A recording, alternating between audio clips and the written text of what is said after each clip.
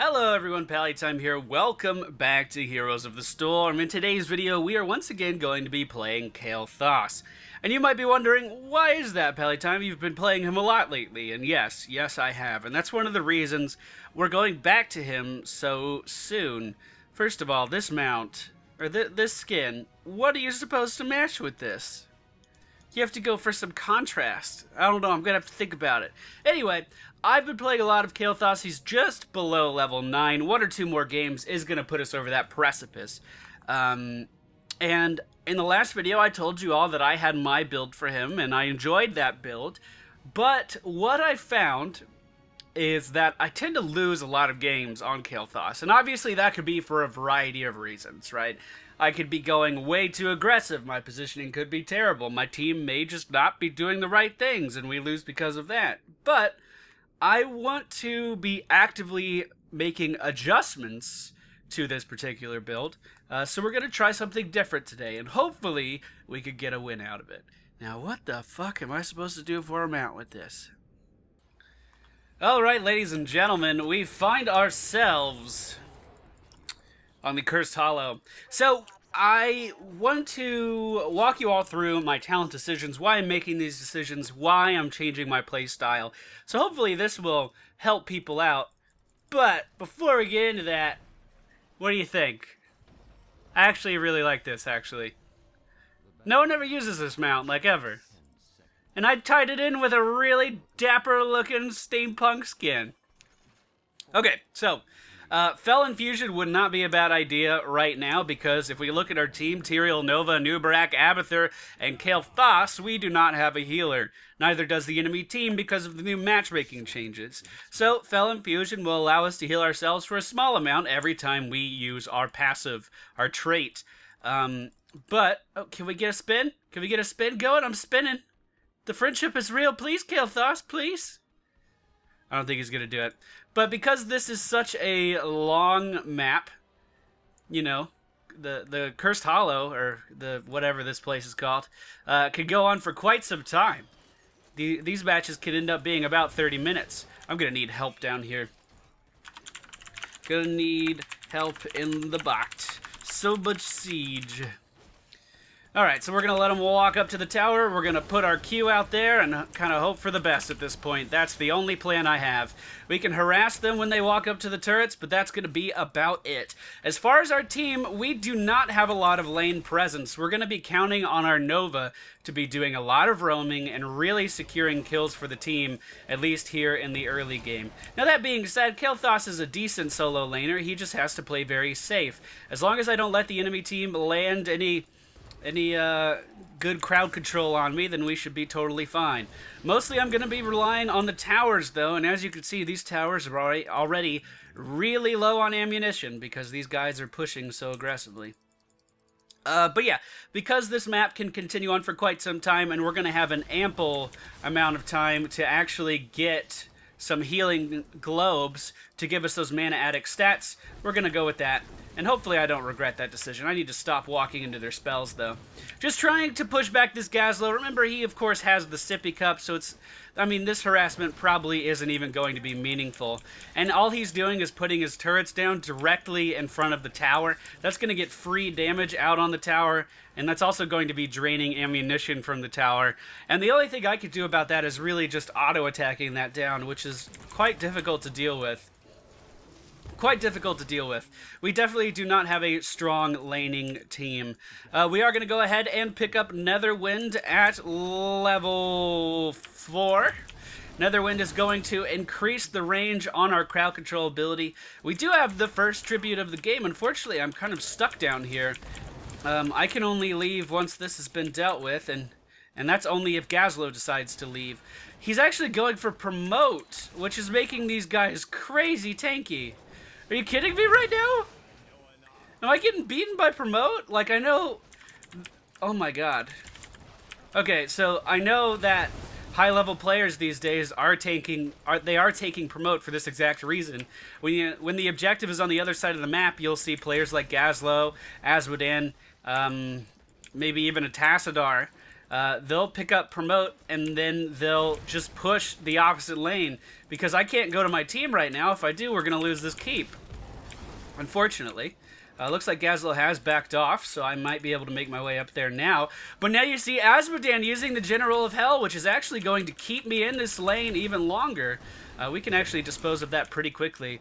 So it seems like this is a pretty organized team that we're going up against. They're using several strategies to keep me away from this tribute in order for them to secure siege. That sucks. And now the team's probably going to be mad at me. Yeah, they pretty much just have that, don't they? Alright, let's make our way back down to the bottom lane. Unfortunately, I couldn't join them. Maybe I should tell the team. I couldn't join because of the Gaz promotes and Asmodan generals. At least keep them on the same page. I don't want them to think I was just tunnel visioning down here just for the sake of tunnel visioning. I do want to talk about Kael'thas just a little bit, though, his general playstyle. As you can see here in the early game, I've been using a lot of the augmentation... Juke City, bitch! Juke City, bitch! On my Q ability, which has been increasing the size of my Flame Strike. If you don't know already, my Q ability is Flame Strike. It does this. We can augment it to make the radius that big. My W ability is Living Bomb. If we augment it, we can apply 2 stacks of the Living Bomb without suffering a cooldown. I'm just going to try to push him out of here. Like, I'm just going to sit here and literally just do damage. Perfect. Let's say thank you for the gank. The next tribute was bottom right. Oh, he does interrupt it in time. Let's go ahead and pick up Fission Bomb. Here we go. Moving in. Let's go ahead and try to crowd control anyone that we can. Very low on health here, though, so I have to back up, unfortunately. That Living Bomb is going to kill me, so we can go in and at least try to get one last auto attack off. That's one thing about Kael'thas. He is so damn squishy that if your positioning is off by even a little bit, and don't get me wrong, I never claimed to be a master of positioning at all. I'm a master of jukes, but not positioning. If your positioning is even off by a little bit, you're going to die. The enemy team does pick up that tribute as well, which is unfortunate. Fission Bomb will increase the damage of our Living Bomb explosions. So, like I was saying, we've been doing mostly Flame Strike augmentations up until this point, but after we hit level 7, your spell priority changes a little bit on Kael'thas, and you're going to be going for double bombs instead. And we're talking just for clearing lanes as well. This doesn't even have to be versus players, because the double bomb is going to be more efficient at pushing the lane, not only damage-wise, but mana-wise, than your Q ability was. Unfortunately, we're being zoned out here a little bit. I keep expecting him to, like, actually crowd control me. I was trying to dodge the crowd control, but it was never coming. Alright, we need to make sure that we go to the next tribute, and we need to be there early. We are not able to predict where it's going to be because of the first 2 spawn locations. They were just kind of all over the place. As of right now, I am soaking bottom, and the tribute is going to be bottom. I'm pinging that I'm on my way. We just sippy cupped, which is a little unfortunate. We could potentially come in here and do a decent amount of damage. I thought Gazlo was going to be right there. Let's go ahead and throw this out. They do have ults, which is going to make this pretty problematic for the team, and it looks like we may just be giving them this tribute, which I don't disagree with, honestly. Oh, shit. Oh, shit. Of course Zeratil's there. I was just going to try to harass, try to buy some time. I know they were sitting in lane trying to get us to level 10, but it looks like the enemy team is going to be picking up that first tribute of the game. Why did they get the level advantage if I was soaking the entire time? Mainly because between the power of Asmodan and Gazlo with his General of Hell and Promote combo, they've been completely devastating our front line. And now you can see Gazlo is just going for the split push mentality. He picked up that Robo Gazlo, and he's just going to be making his way down to the bottom lane, trying to deal as much damage to our structures as he can. I am going to throw out the Phoenix. We can throw this out too, but honestly, it's not going to do much good. And the General of Hell, once again, just reinforcing this line. Crazy coordination from these 2 players, really showing off talent synergy and character synergy when we don't normally see it. I mean, I know the pro teams are using promote all of a sudden, and don't get me wrong, I fucking hate promote. I think it's one of the most boring talents in the entire game. But you could just see how effective this is.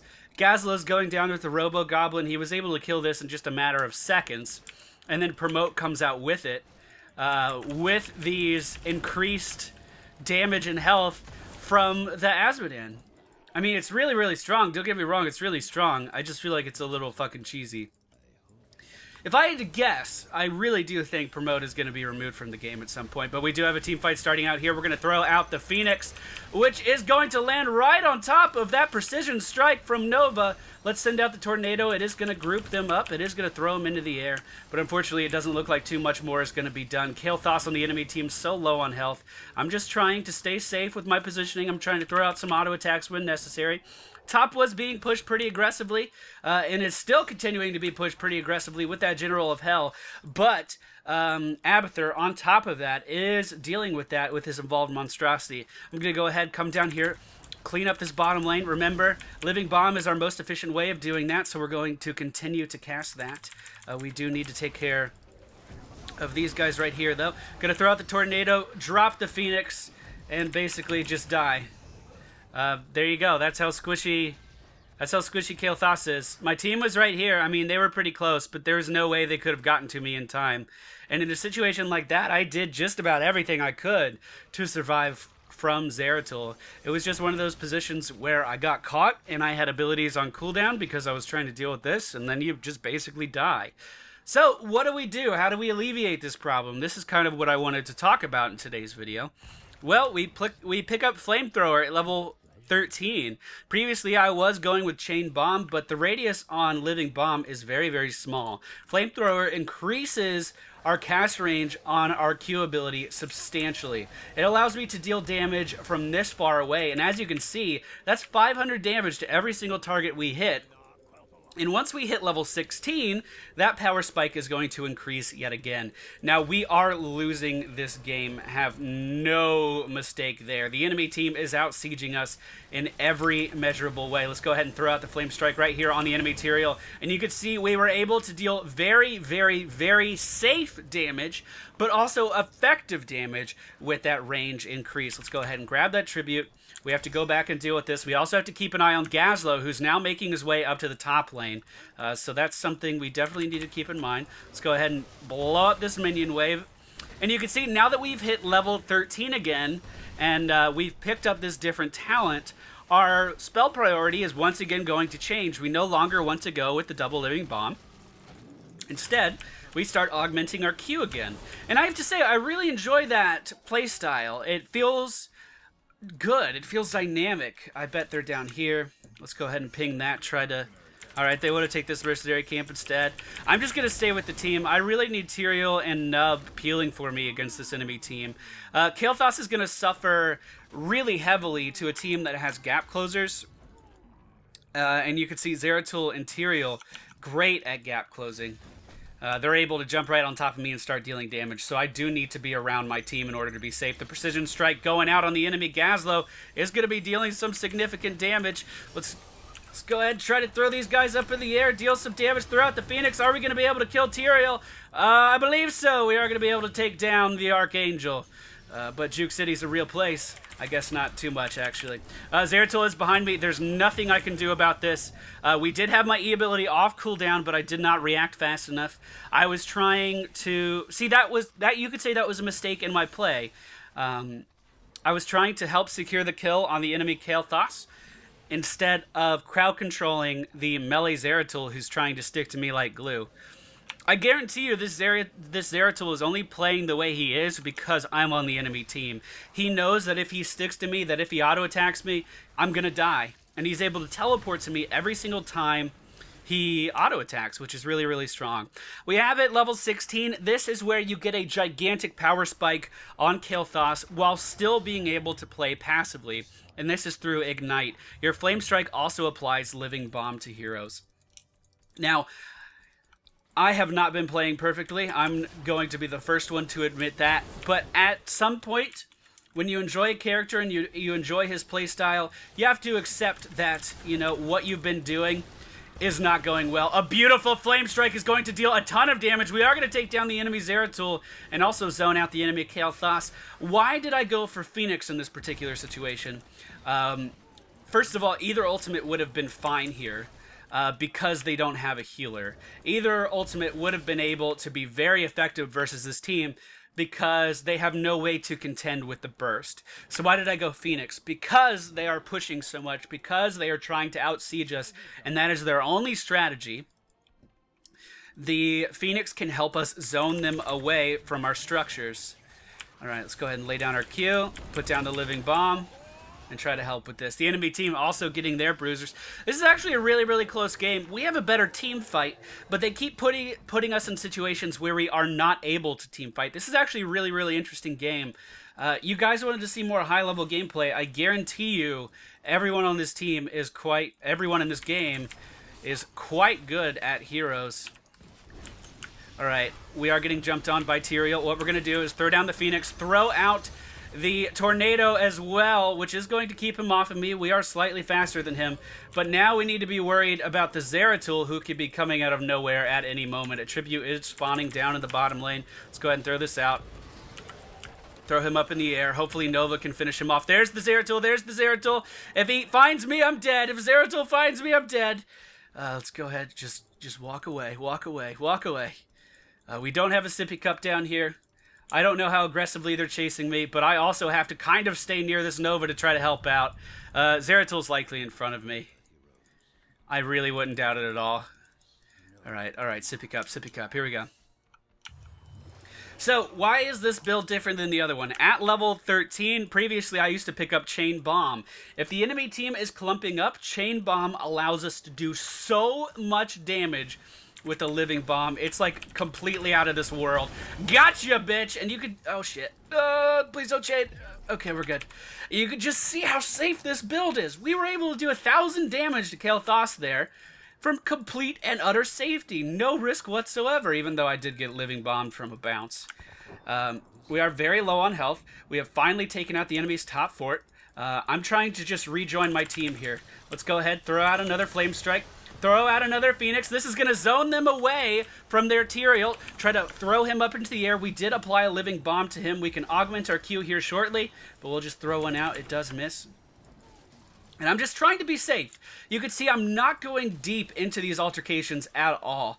I'm trying to stay on the outskirts, because if I go too deep, I have no way to get out. Boom, 1,000 damage to Zeratul here, easily. And you could just see how strong that is at a very, very, very safe range. So what do we go for at level 20? Bolt of the Storm. No questions asked. We have to go Bolt of the Storm.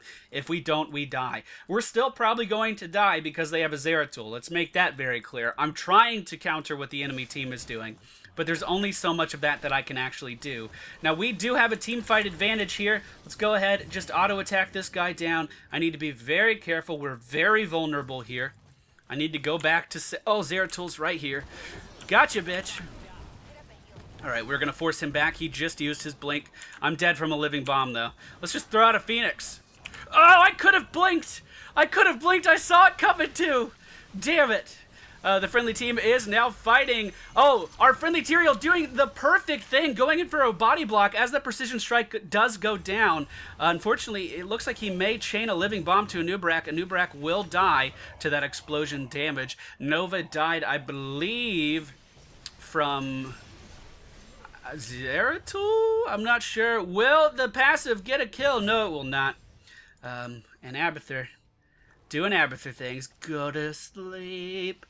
Go to sleep. Look at your Zergling spinny thing. That's, what are those? What are those? Those are the new units that were in the new expansion. I stopped playing StarCraft, basically, when the Zerg expansion came out, which is weird because I was a Zerg player.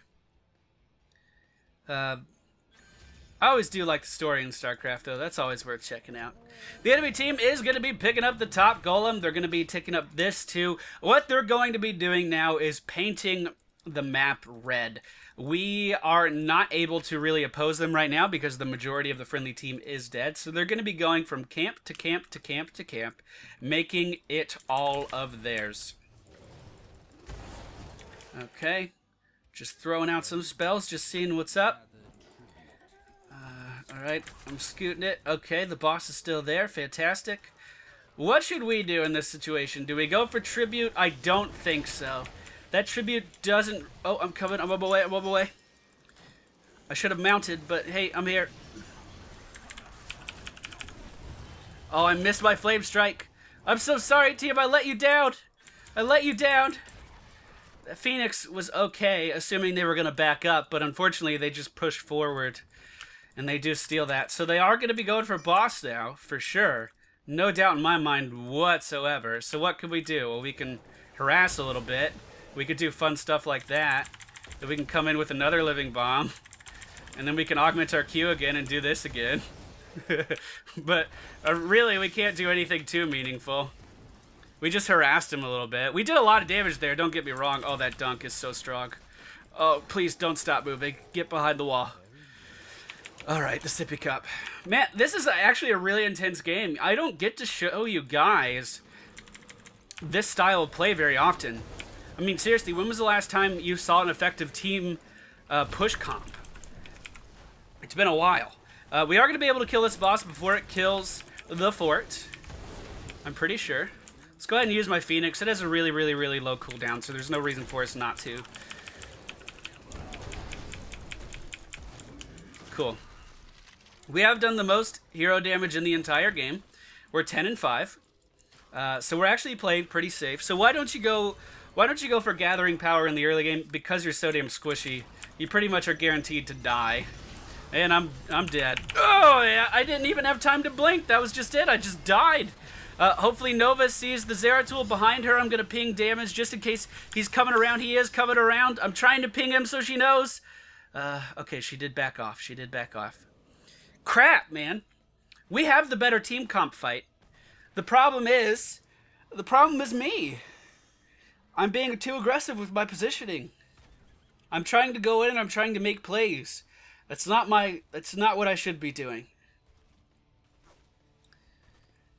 I need to be sitting behind our tanks. I need to be sitting behind our front line, allowing them to initiate and then going in for that damage. If the enemy team gets the jump on me, there's no ifs, ands, or buts about it. If the enemy team jumps on me, I die.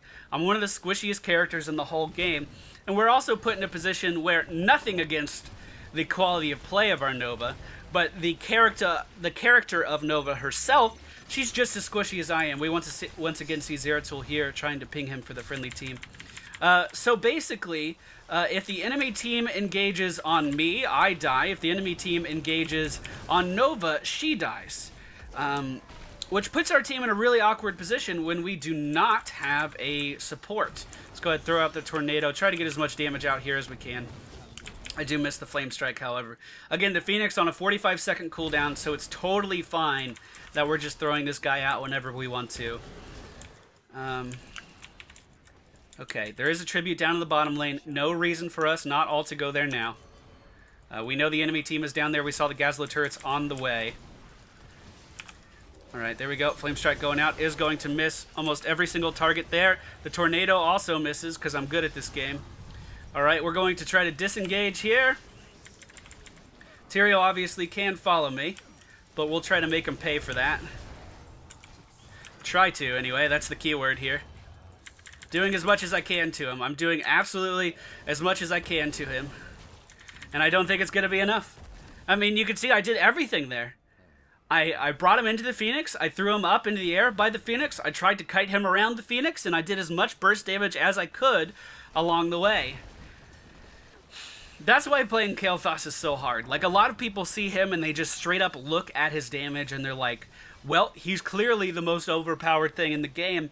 But the amount of skill that it actually takes to keep him safe, not only by the player playing him, but by the team of the player, I don't think anyone compares to it.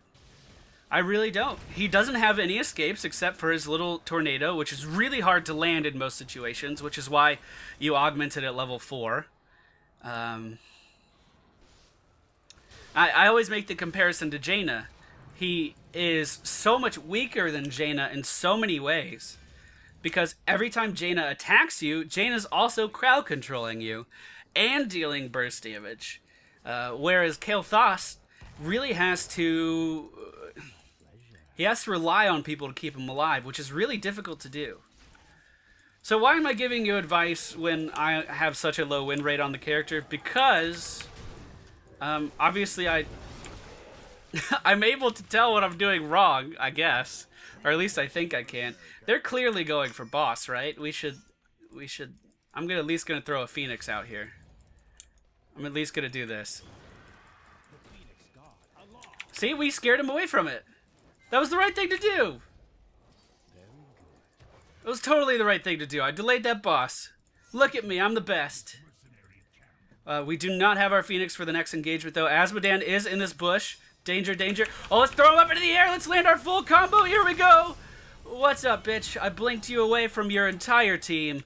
So what happened there was I blinked right as Tyrael used Judgment, so Tyrael followed me exactly where I wanted him to go. And we are going to miss the tornadoes just a little bit too slow. Our base is dying in all directions now, which is a problem. I'm going to continue with this team fight, though. Here we go. Phoenix going out. Flame Strike trying to go out on Gazlo, but he does dodge it. I didn't miss my abilities there, but the monstrosity is going to be coming in, doing work. Can we land this? We don't need to. Zeratul on me, though. Oh, and I wasted my blink. I'm so bad. All right, I'm going back. I have base. Keep pushing. Okay, I got it. Oh, God, I panicked blink into Zeratul there. I meant to blink over the wall, which, again, doesn't do you much good against Zeratul. They really do have a fantastic set of characters for sticking to me. The only way it could be any worse is if they also had a Nubarak on their team. So we're put in a position where the enemy team is really organized, doing some pretty powerful combos for pushing. And they also have gap closers to jump on top of me and deal a ton of damage. The tribute is spawning. No, let's do this. I agree with this. I'm going to do as much damage as I can here with Tyrael. Try to secure this for the team. We have to start pushing back against the enemy at some point. I hope I didn't just see what I thought I did. Is someone here? Okay, I made that up, apparently. I'm so paranoid. I'm so high-strung right now about this game that apparently I'm seeing things. This, once again, is a problem being pushed into our base. I'm going to have to recall immediately after this and try to deal with that. Alright, we do get the boss. I'm going back to deal with this. Nub is there as well, but... oh, shit! I'm here!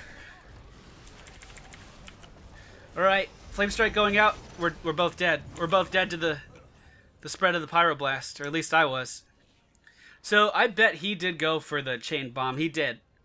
So... this is my previous build, basically, except he has Gathering Power as well. Is he able to do more damage than me? Absolutely. Absolutely, he's able to deal more damage than me. The build that I have here is meant more for survivability, because I'm such an aggressive player normally that I need these talents in order to say, hey, stop being stupid. Now, that being said, is he really stacking up a lot of this Gathering Power? No, he's had 7 deaths. Maybe there have been times where Kael'thas has, had 4 or 5 stacks. But the odds of him actually maintaining that and the odds of him actually going into the majority of these fights with those Gathering Power stacks are not very good. Because, again, he's such a squishy character, and he could die so easy. It does look like we're going to be in a bit of a pickle here. Tyrael doing the right thing, jumping in on the enemy Kael'thas. I don't know what this Precision Strike was supposed to be for. We do have a Golem killing our base. We are going to have to deal with this pretty quickly. Let's go ahead and throw out the Phoenix. Looks like they did push them back a little bit, at least momentarily. Alright, the core has 26 health left. I'm not going to give up. I'm going to keep fighting. We can still win this game. Especially if I do stupid stuff like this, right? Oh god, why did I do that? I'm going to die to Living Bomb. Fuck. I was dead anyway, right? Like, that Living Bomb had to have been on me before that, right? Man, this is tough. This is tough. So I'll be the first to admit to you what I'm not good at a character. I really do enjoy the Kael'thas playstyle. I want to improve. which is why I'm doing this, which is why I'm doing this video. I genuinely do think, even though the enemy Kael'thas is performing a little bit better, I genuinely do think that my build is significantly safer and therefore is going to be more reliable. Like, he went, see, this is, also, we should point out the fact that he was able to go for the more aggressive Pyroblast. Okay, let's talk about this. This is worth talking about. So, I specifically told you that I picked Phoenix because I wanted to be able to zone the enemy team back because they were doing pushing strategies. So, we were constantly on the defensive that game because of the pushing of Gazlowe and Azmodan. We were always on the defensive. We always had to be splitting off to deal with something. That was actually really, really strong. But because of that, the enemy Kael'thas was actually able to pick up Pyroblast, which does a shit ton of burst damage. Why does that matter? Because neither team had a support that game. We had no way to recover from this burst damage, which could have been the tipping point, actually, which could have been the reason their team continued to stay ahead in these fights, because that damage is so hard to put up with. I mean, it's a ton of damage coming out from that. So that might be worth mentioning. Anyway, I do enjoy Kael'thas. I do think that the build I used today is the safer way to go and will be more reliable over time, even though we did lose today's match. This was a weird match. It was a very interesting match. But that's it for me today. I hope you guys enjoyed today's video. Thank you all for watching. Please don't forget to hit the thumbs up button and subscribe, and I'll see you all next time.